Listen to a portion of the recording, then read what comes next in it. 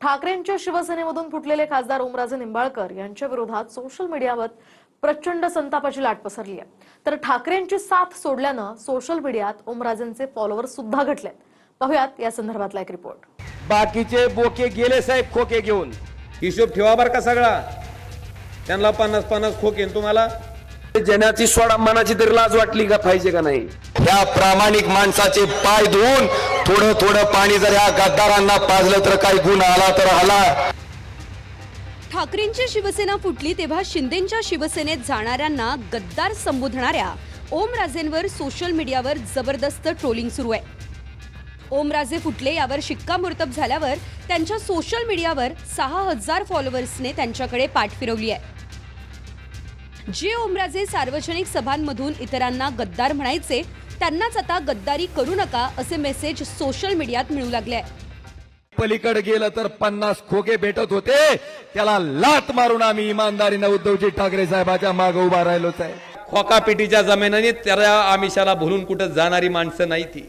सूर्याजी पिसाळ, खंडोजी खोपडे 350 वर्षाच्या नंतर सुद्धा जर गद्दारीचा डाग पुसला जाऊ शकत नसेल तर तसल्या खोक्यावर लात मारून खुद्दार व्हायचा निर्णय त्या ठिकाणी आम्ही घेतला।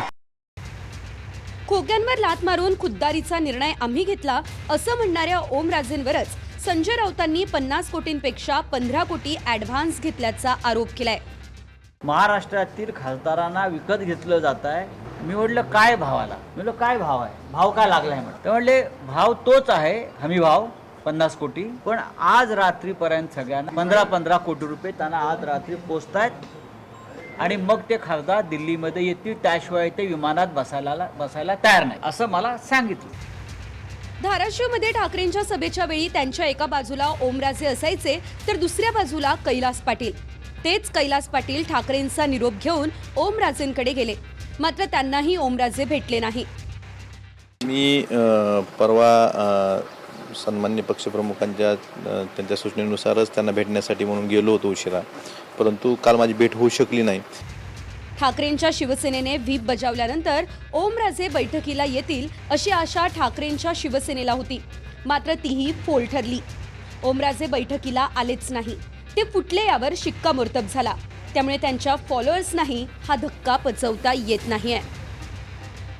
विचारपूस केलेलं नाही। मेन नेत्याला विचारले म्हणजे काय झालं? मतदार आहेत ना आम्ही, आम्हाला बी विचारायला पाहिजे। दादाने म्हणलं असतं मी राजकारण सोडतो पण या पक्षात जात नाही तरी आम्ही मान्य केलं असतं। आता दादाच्या आम्ही पाठीची आम्ही राहणार नव्हतो। ओम दादांच्या वाईट काळात शिवसेना त्यांच्या पाठीमागे ठामपणे उभी राहिली। त्यांनी आता उद्धव साहेबांच्या वाईट काळात त्यांनी त्यांच्यासोबत राहणं गरजेचं आहे आणि राहावं। त्यांनी त्यांचा निर्णय माघारी घेऊन आहे इथं घर वापसी करावी। त्यांना सुद्धा निर्णय घेताना अतिशय प्रचंड असं दुःख त्यांना सुद्धा त्या गोष्टी झालेलं आहे आणि त्यांची इच्छा नसताना सुद्धा त्यांना हा निर्णय घेणं भाग पडतंय असं आमच्या थोडं संभाषण झाल्यावर माझ्या लक्षात आलेलं आहे। तुम्ही काही करा पक्ष, तुम्ही म्हणत होता किती खोके घेतले आता तुम्ही? हां गद्दार, आता तुम्ही लोकांना म्हणत होता गद्दार म्हणले, तुम्ही गद्दारच ना। तुम्ही किती खोके घेतले? आता किती खोके घेतले? आम्ही तुम्ही कुठं बी जावा पण राजीनामा द्या खासदारकीचा आणि पुन्हा उभा राहा आणि मग सांगा ठामपणे सांगा की बाबा आम्ही नरेंद्र मोदीपेक्षा जास्त मतांनी निवडून आलोय, द्या राजीनामा आणि जावा खासदारकीला। कुठं बी तुम्ही ओमदादा ह्याला आपलं शिंदे गटात जावा, नाही तर भाजपमध्ये जावा, नाही तर राष्ट्रवादीत जावा, पण उद्धव ठाकरेंच्या सेनेचा राजीनामा द्या आणि कुठं बी जावा।